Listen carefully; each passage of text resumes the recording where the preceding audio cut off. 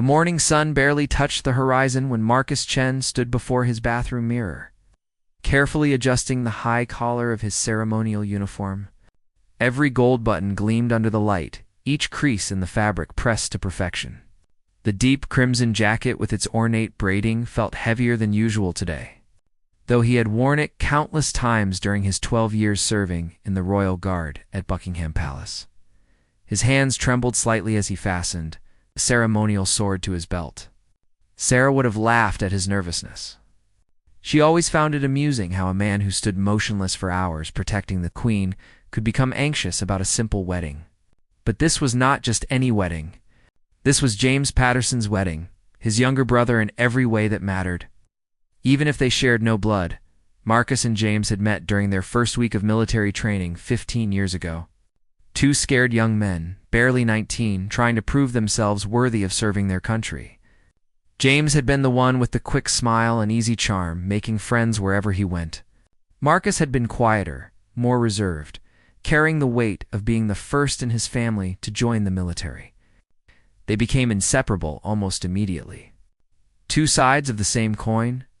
Their bond had been forged through countless pre-dawn runs, grueling obstacle courses, and nights spent polishing boots until they could see their reflections. When Marcus was selected for the prestigious Royal Guard, James had celebrated louder than anyone. When James decided to leave active duty to become a teacher, Marcus had been the first to tell him how proud he was.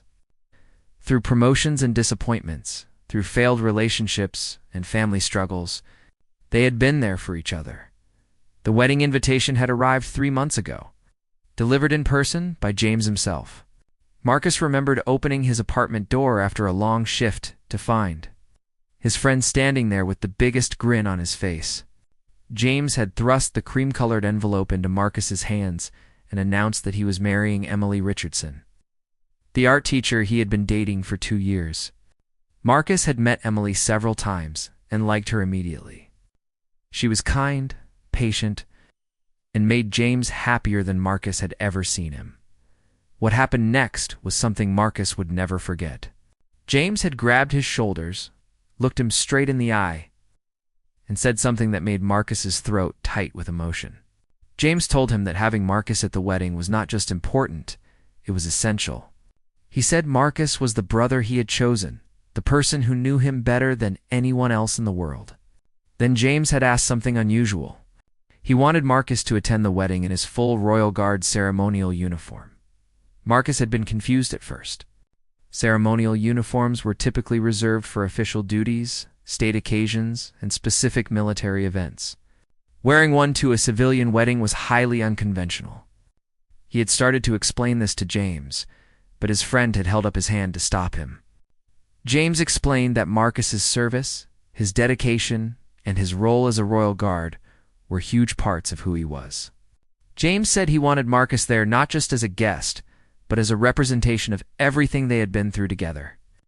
All the dreams they had shared as young soldiers. There was something else too. James confided that his father, a retired Army colonel, had always been disappointed that James left active service. The old man had barely spoken to his son since James became a teacher, viewing it as a waste of potential. James hoped that seeing Marcus in full ceremonial dress might remind his father that military bonds and military pride could exist in different forms.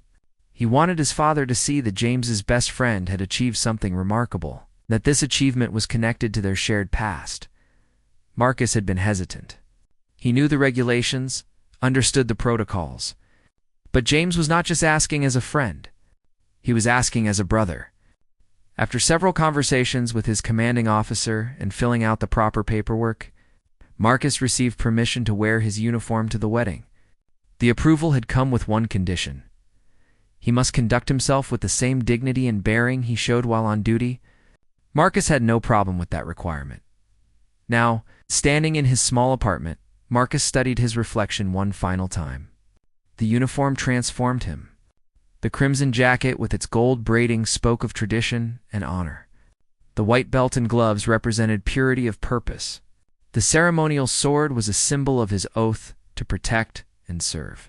He looked like he had stepped out of a painting, a figure from another era brought to life. His phone buzzed with a message from James. His friend was already at the church, dealing with last-minute details and probably panicking about something small that nobody else would notice. Marcus smiled at the message, a simple question asking if he was ready. He typed back that he was on his way, adding that James better not cry during the ceremony. James responded with several laughing emojis and a promise that he would absolutely cry. The drive to the church took 40 minutes through London's winding streets. Marcus drove carefully, aware that his uniform drew stares at every traffic light. Children pointed from car windows. A woman taking pictures of tourists near Big Ben turned her camera toward him instead. He kept his eyes forward, maintaining the composed demeanor that had been drilled into him during years of service. The church was a beautiful old stone building in a quiet neighborhood, surrounded by ancient oak trees and well-maintained gardens. Marcus arrived early, wanting to avoid making a dramatic entrance. He parked his car in a far corner of the lot and sat for a moment, gathering his thoughts. Through the windshield, he could see early guests arriving, women in colorful dresses and men in smart suits. None of them wore anything close to his ceremonial uniform. Taking a deep breath, Marcus stepped out of his car. The moment his boots touched the pavement, he felt the change come over him. His spine straightened, his shoulders pulled back, his chin lifted slightly. This was the posture he maintained during changing of the guard, during state ceremonies, during any moment when he represented something larger than himself. Today, he represented friendship, brotherhood, the unbreakable bonds formed in service. As he walked toward the church entrance, conversations stopped mid-sentence. Heads turned. People whispered to each other, wondering who this impressive figure was and why he was here. Marcus ignored the attention, keeping his gaze fixed ahead. He had learned long ago how to exist in public spaces while maintaining an almost invisible presence. Despite being the most noticeable person in any room, the church entrance was framed by two large wooden doors, propped open to welcome guests into the cool interior. Marcus could hear organ music drifting out, a gentle melody that spoke of joy and new beginnings. An usher, a young man, probably in his early 20s wearing a slightly ill-fitting suit, stood near the entrance with programs in his hand. When he saw Marcus approaching, his jaw literally dropped open. Marcus reached the entrance and paused, waiting for the usher to recover. The young man stammered something incomprehensible, then managed to ask if Marcus was here for the Patterson wedding. Marcus confirmed that he was, his voice calm and steady. The usher fumbled with his programs, dropped several on the ground, picked them up with shaking hands, and finally managed to hand one to Marcus. He asked, with barely contained excitement, if Marcus was a friend of the groom or the bride. Before Marcus could answer, a familiar voice called out from inside the church. It was Thomas, another friend from their military days who had left service to become an engineer. Thomas came striding down the aisle, his face split by a massive grin. He grabbed Marcus in a tight hug, completely ignoring the formal nature of the uniform. Thomas stepped back, shaking his head in amazement, and announced loudly that James was going to lose his mind when he saw this. Other guests were beginning to notice Marcus now. An elderly couple sitting near the back turned to look, their faces lighting up with interest. A group of women who appeared to be Emily's relatives were whispering and pointing, though not rudely. Children were tugging on their parents' sleeves, asking questions in loud voices. Who was that man? Was he a real guard? Did he protect the Queen? Why was he here? Thomas led Marcus down the aisle toward the front of the church. Her seats had been reserved for the groom's immediate family and closest friends. The church was beautiful inside, with high arched ceilings, stained glass windows that cast colored light across the pews, and flower arrangements in shades of white and pale blue. Everything was elegant but simple, reflecting Emily's taste and personality as they walked. Marcus caught sight of Colonel Patterson sitting in the front row on the groom's side. The older man was impossible to miss, with his rigid posture. Steel gray hair cut in a military style, and an expression that suggested he would rather be anywhere else. The colonel glanced up as Marcus approached, and something flickered across his face. Surprise, certainly, but also something else. Recognition, perhaps, or respect. Marcus took his seat in the third row, next to Thomas and a few other friends from their training days. Everyone wanted to talk about the uniform, asking questions about the details, regulations, the meaning behind different elements. Marcus answered politely, but briefly. Aware that the ceremony would begin soon and wanting to maintain appropriate decorum, the church continued to fill with guests. Emily's side was packed with people, a testament to her warm personality and large extended family. James's side was less crowded, though the people there seemed genuinely happy to be present. Marcus noticed the colonel sitting alone, his wife having passed away 2 years earlier.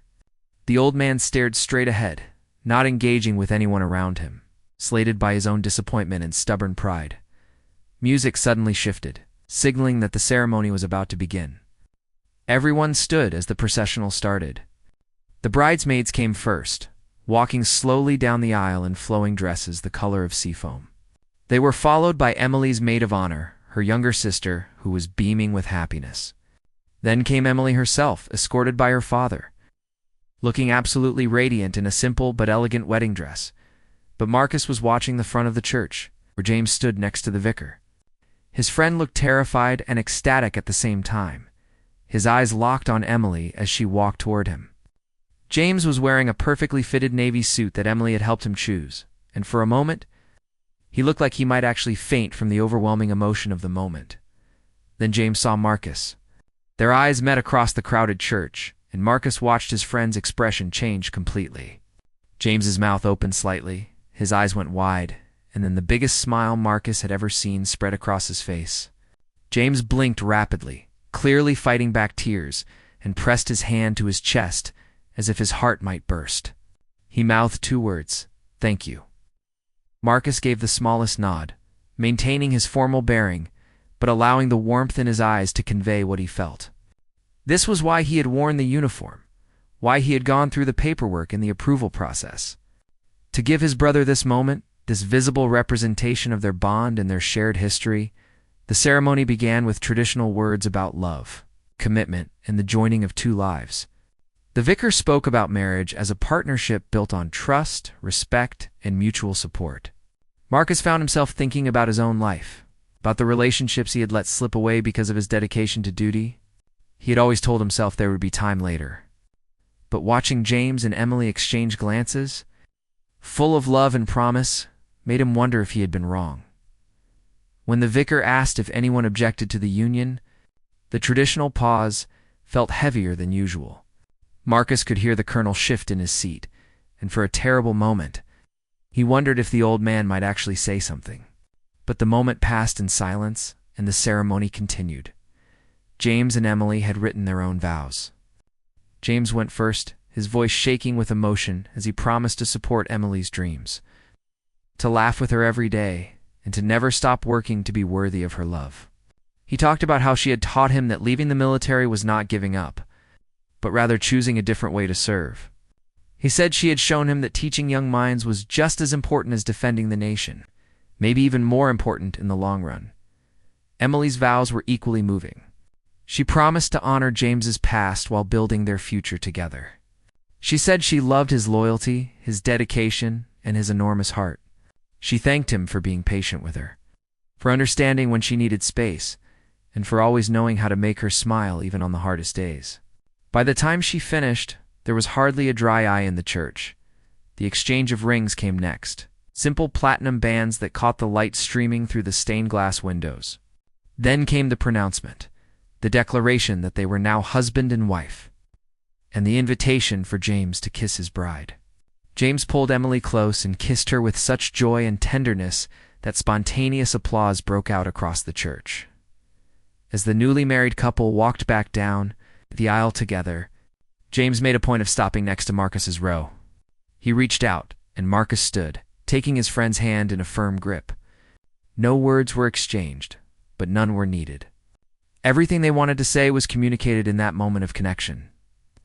The recessional music filled the church, as everyone prepared to move to the reception.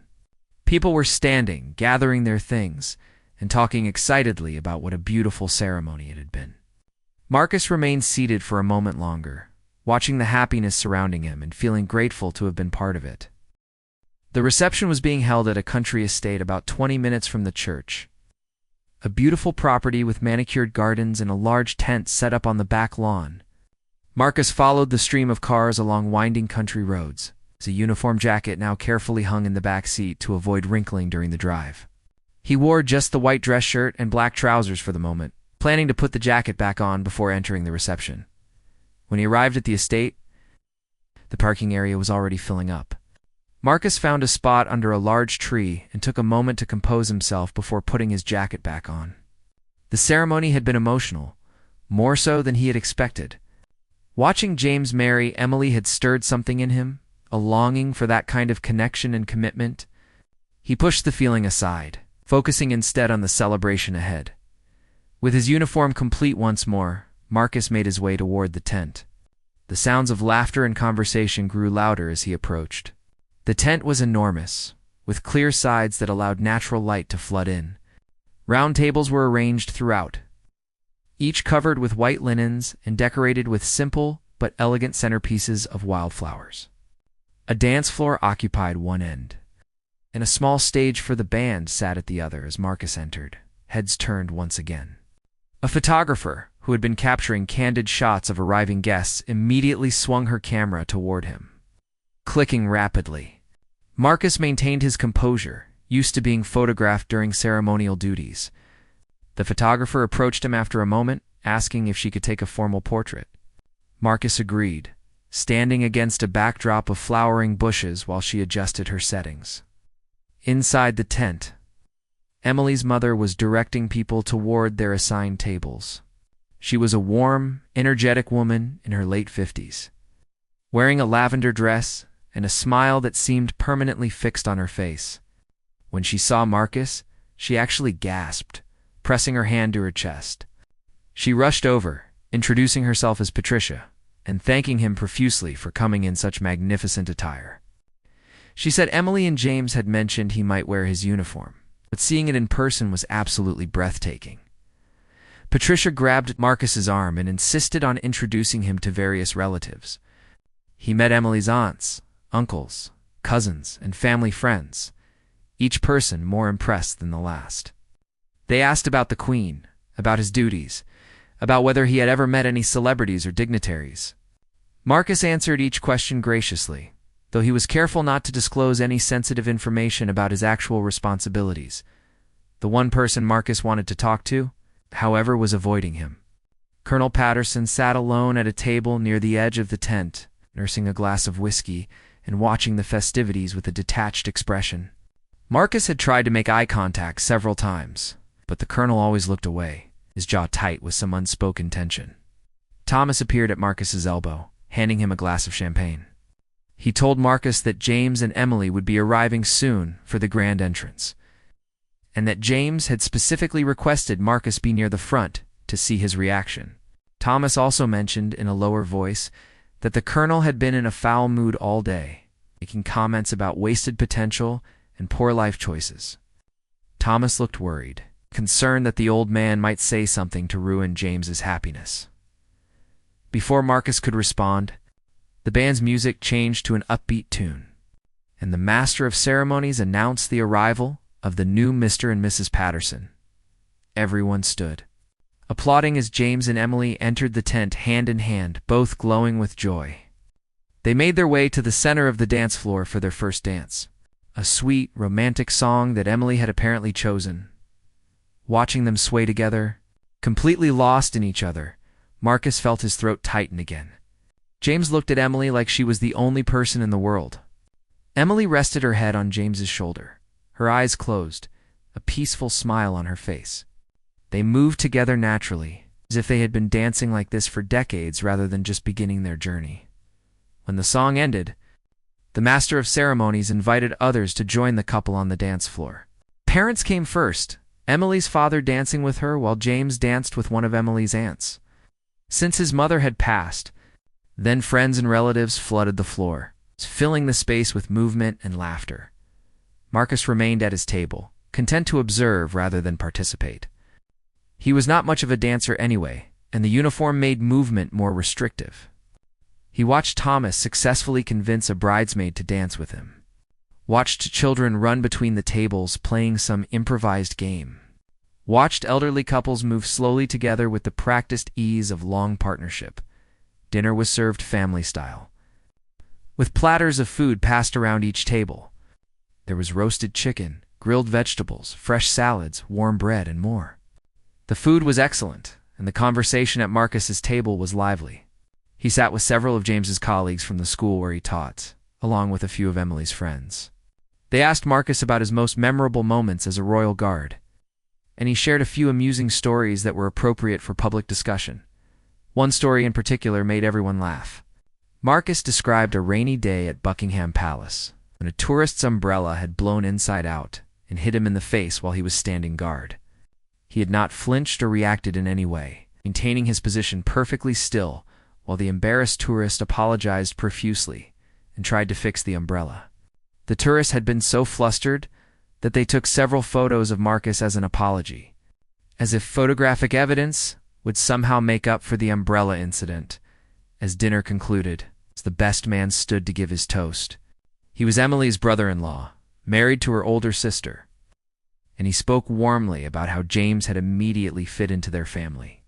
He joked about James's terrible cooking, his obsession with historical documentaries, and his habit of correcting everyone's grammar. But he also spoke seriously about how James had made Emily happier than he had ever seen her, and how grateful the family was to welcome him. Then it was time for the maid of honor's speech. Emily's sister told stories about their childhood, about Emily's endless optimism and her ability to see the best in everyone. She talked about the first time Emily had mentioned James, how her face had lit up in a way that was unmistakable. She said she knew then that James was special, and everything since had confirmed that initial impression. By the end of the speech, Emily was crying happy tears, and James was holding her hand tightly. Marcus noticed that the colonel had not smiled once during either speech. The old man sat rigid in his chair, his expression severe, his glass empty. Several people had tried to engage him in conversation, but he had responded with monosyllables or not at all. Marcus felt a growing frustration with the colonel's behavior. James deserved better on his wedding day. He deserved a father who could set aside his disappointment and celebrate his son's happiness. The evening continued with cake cutting, more dancing, and various wedding traditions. Emily threw her bouquet, which was caught by one of her cousins who squealed with delight. James removed Emily's garter and tossed it into the crowd of single men, where it was caught by Thomas, who immediately looked terrified and tried to throw it back as the sun began to set, casting golden light through the tent's clear walls. James made his way over to Marcus's table. He pulled up a chair and sat down heavily, loosening his tie with visible relief. He told Marcus that he had been wanting to talk all evening but had been pulled in 1,000 different directions. Now, finally, he had a moment to breathe. James looked at Marcus with eyes that were slightly glassy from champagne and overwhelming emotion. He said seeing Marcus walk into that church in full ceremonial uniform had been one of the most powerful moments of his life.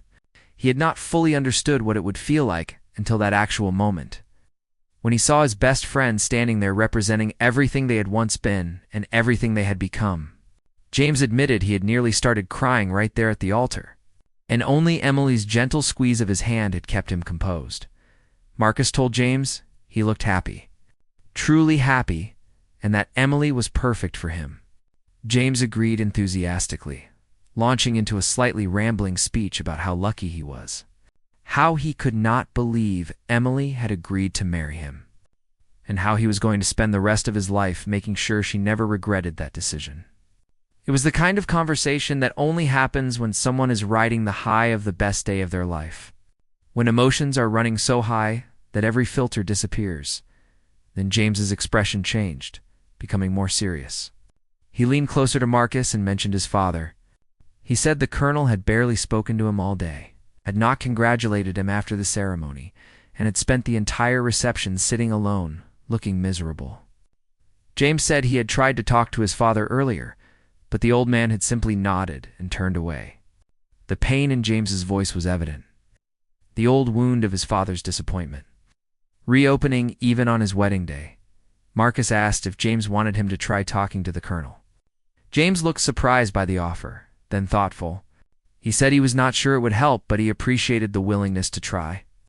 Marcus could see how much this was weighing on his friend. This absence of paternal approval on what should be the happiest day of his life. Marcus made a decision then, standing up and straightening his uniform jacket.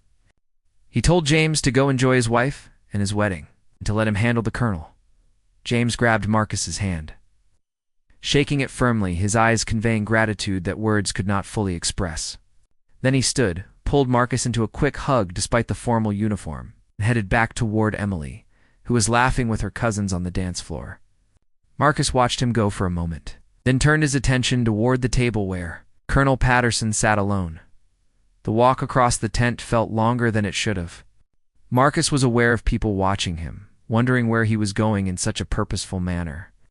The colonel saw him coming and straightened in his chair, his expression becoming even more guarded. Marcus reached the table and asked politely if he could sit down. The colonel gestured to an empty chair with a slight nod, not saying anything. For a moment, they sat in silence. The sounds of the reception continued around them, but at this table, there was only quiet tension. Marcus studied the colonel, seeing traces of James in the older man's features. The same strong jaw, the same deep-set eyes, though the colonel's were harder, more cynical. This was a man who had spent his entire life in military service, who measured worth in ranks and medals and unquestioning duty. Marcus began by telling the colonel that James had spoken often about him over the years, about his distinguished service and his high standards. The colonel's eyes flickered with interest, but he remained silent. Marcus continued, speaking in a calm, measured tone about the bond he and James had formed during training, how they had pushed each other to be better soldiers, better men. He talked about the countless hours they had spent together, the challenges they had overcome, the dreams they had shared. Then Marcus shifted the conversation. He talked about the day James told him he was leaving active duty to become a teacher. Marcus admitted he had been surprised at first, had questioned whether James was making the right choice. But as James explained his reasoning, Marcus had come to understand and respect the decision. James was not running away from service. He was choosing a different form of it. Teaching young people, shaping minds, inspiring the next generation to be thoughtful citizens and good. Humans was important work. The colonel's expression had not changed, but Marcus could tell he was listening intently. Marcus pressed on, talking about his own service in the Royal Guard, about what it meant to him, about the pride he took in representing his country. He said that pride was something he and James still shared, even though their paths had diverged. James had not abandoned military values. He had simply found a different way to live them. Marcus then said something that clearly surprised the colonel. He said that James's decision to become a teacher had actually made Marcus respect him more, not less. It took real courage to walk away from a clear career path, to face potential judgment and disappointment. In order to pursue what you believed was right, James could have stayed in the military, could have followed the expected trajectory, but he had chosen authenticity over approval. That was the mark of true character. The colonel finally spoke, his voice rough from disuse and emotion. He said Marcus did not understand that he had spent his entire life in service, that it was all he knew. His father had been military, his grandfather had been military, going back generations. When James left, it felt like a rejection of everything the family stood for. It felt like his son was saying that all those years of sacrifice and dedication were meaningless. Marcus leaned forward, his voice gentle but firm. He told the colonel that James had not rejected anything. James carried the lessons and values he learned from his father every single day. The discipline, the integrity, the commitment to something larger than himself. These things defined how James lived his life and how he taught his students. The colonel had not failed as a father. He had raised a son who was brave enough to be himself, strong enough to withstand disappointment, and dedicated enough to serve others in his own way. The colonel's jaw worked as he processed this. Marcus could see the internal struggle, years of rigid thinking warring against the truth of what he was hearing. Marcus decided to push a little harder.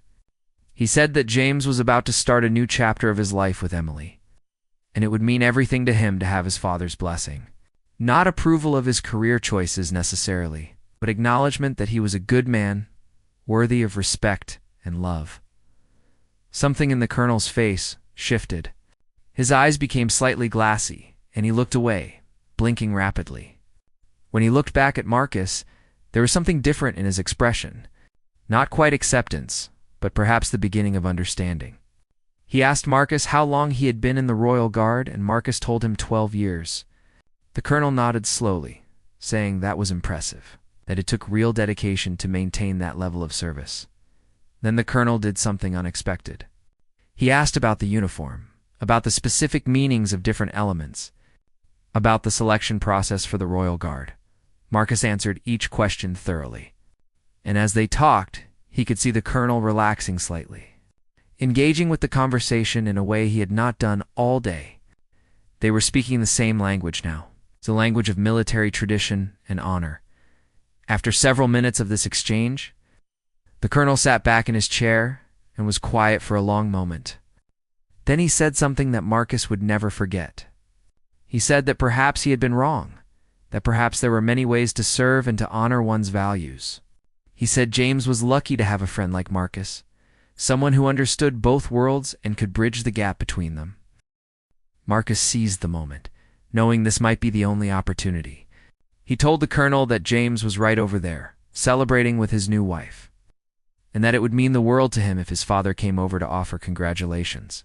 The colonel looked uncertain, decades of stubborn pride warring against the desire to bridge the gap with his son. Marcus stood up, extending his hand to help the older man to his feet, a gesture of respect and encouragement. The colonel took Marcus's hand and stood, steadying himself for a moment.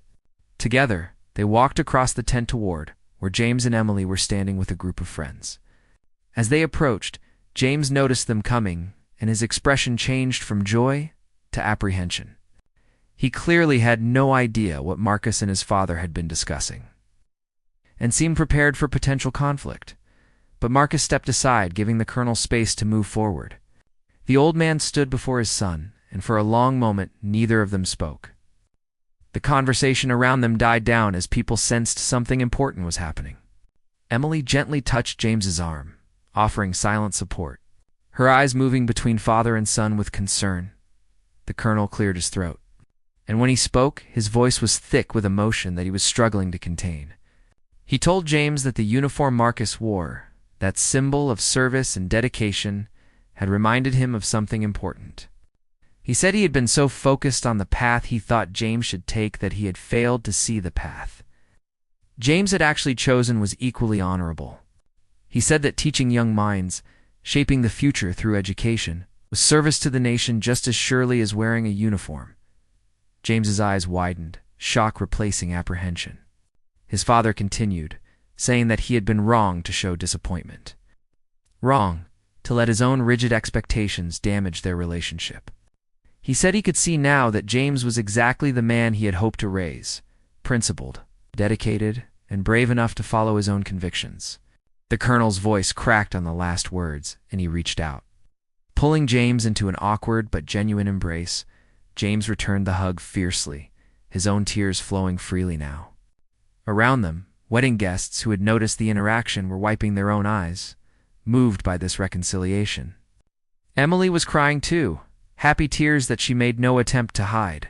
When father and son finally pulled apart, the colonel turned to Emily. Taking her hands in his and welcoming her formally into the family, he apologized for his coldness earlier and promised to do better going forward. Emily, gracious as always, simply hugged the colonel and told him she was glad to have him as family.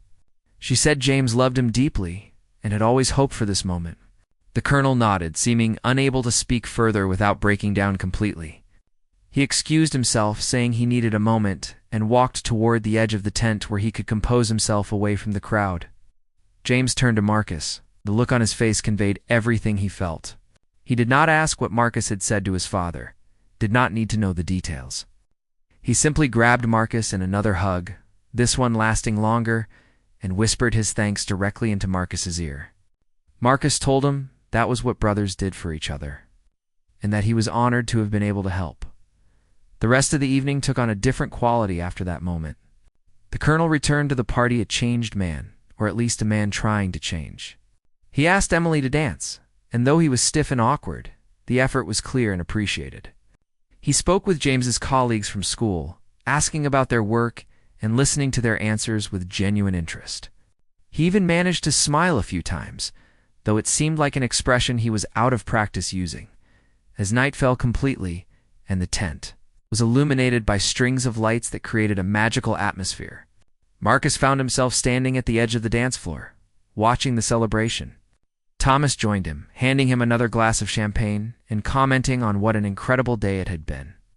Thomas said he had noticed Marcus talking with the colonel and then witnessed the reconciliation between father and son.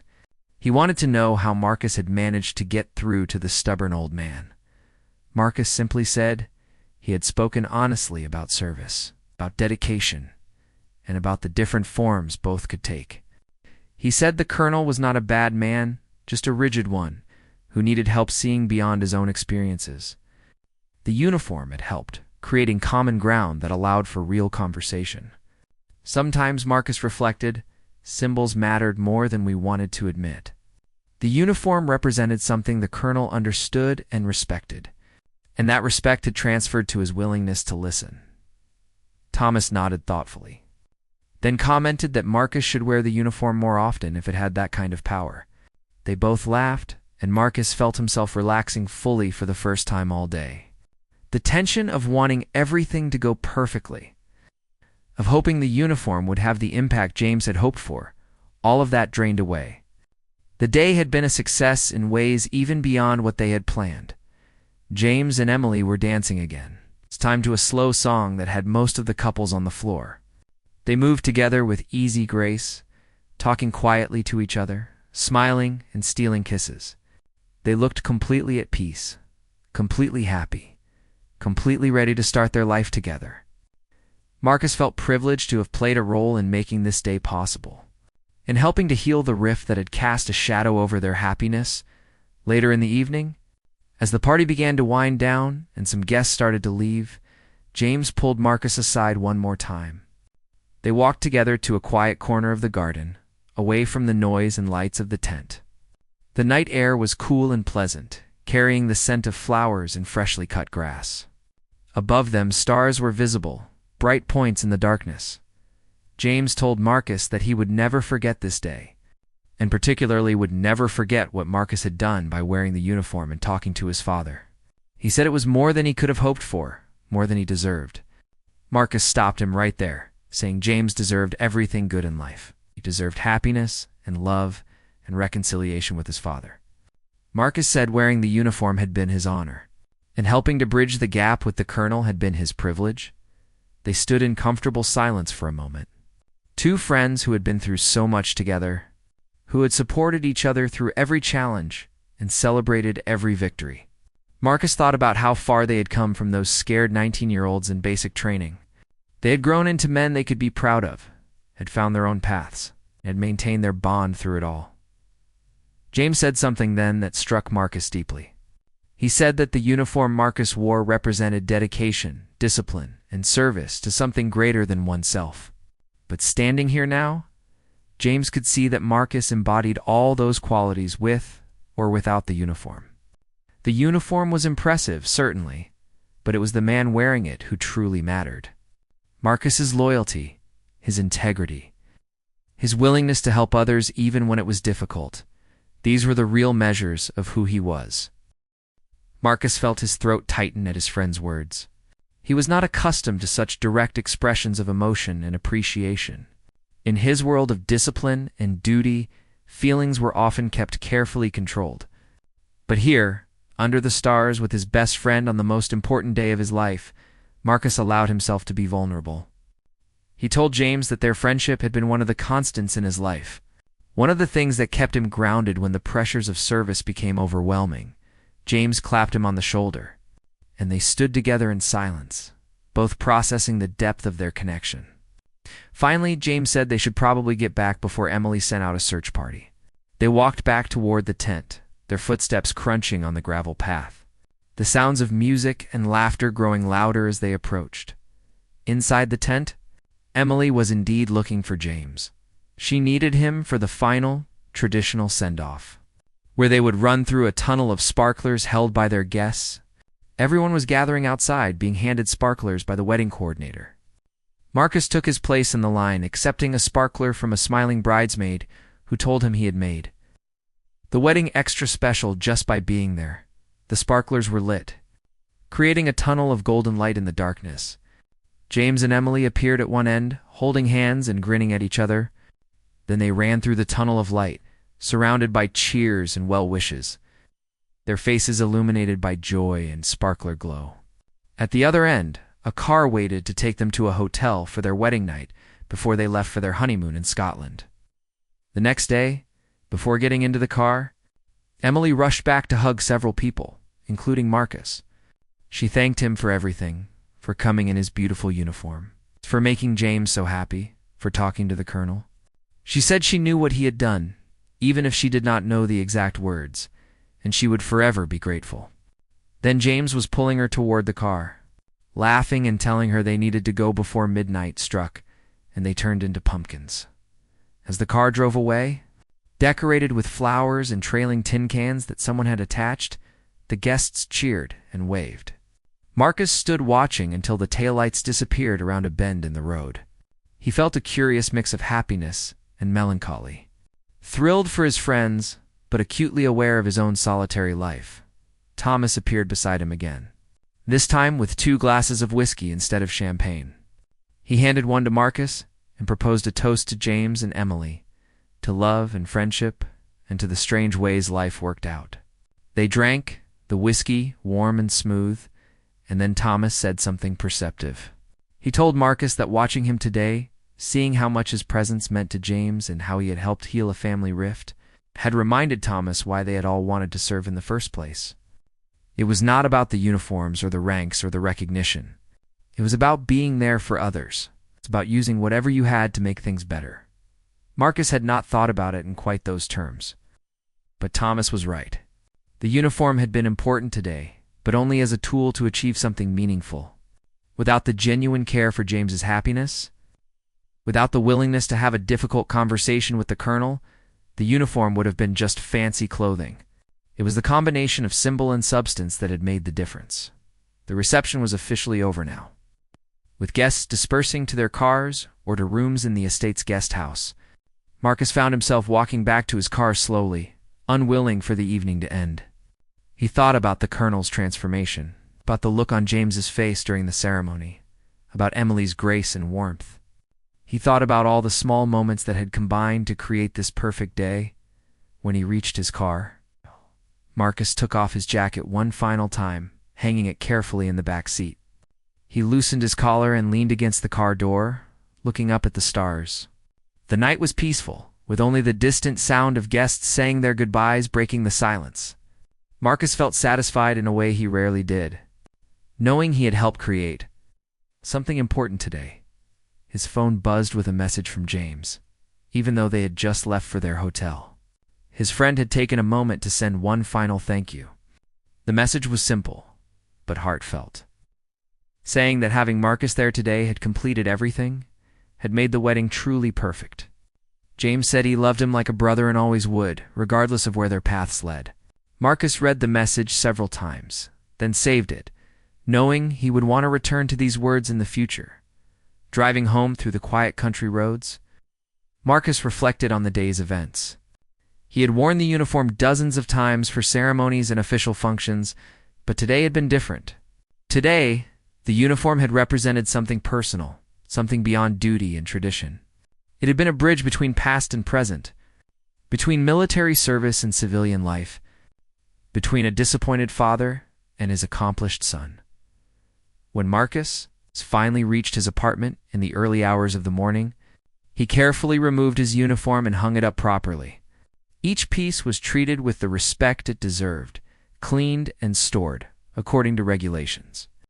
But as he worked, Marcus was already thinking about the next time he might wear it, wondering if there would be other occasions where the uniform could serve a purpose beyond the official. He made himself a cup of tea and sat by the window. Watching the sun begin to rise over London, the city was waking up, beginning another day. Completely unaware of the small miracle that had occurred at a wedding reception the night before, Marcus thought about the colonel, hoping the old man would continue to reach out to James, would build on the reconciliation they had started. He thought about James and Emily, probably asleep now in their hotel room, beginning their first full day as husband and wife. Most of all, Marcus thought about what it meant to be there for the people you cared about. His dedication to duty had been the defining feature of his adult life. But perhaps there was room for other kinds of dedication too. Dedication to friendship, to family, to the small human connections that made life meaningful. The uniform he wore was impressive, certainly, but Thomas had been right earlier. It was the man wearing the uniform who mattered, the choices he made and the care he showed for others. As dawn fully broke and light filled his apartment, Marcus made a decision. He would continue serving in the Royal Guard with the same dedication and pride he always had. But he would also make more time for the people who mattered, would show up for them in whatever ways he could. James had taught him something important through this whole experience. Service came in many forms, and sometimes the most important uniform you could wear was simply showing up as yourself, ready to help in whatever way was needed. Marcus finished his tea and finally headed to bed, exhausted but content. He fell asleep thinking about his friend's happy face, about the Colonel's awkward but genuine hug with his son, about Emily's joyful tears. He thought about the power of symbols and substance, of tradition and change, of holding on and letting go. Most of all, he thought about the simple truth that had guided the entire day. Real friendship meant showing up, especially in the moments that mattered most. And today, dressed in the crimson and gold of the Royal Guard, Marcus had shown up in the most meaningful way possible. Not just as a guard in a ceremonial uniform, but as a brother celebrating the happiness of someone he loved,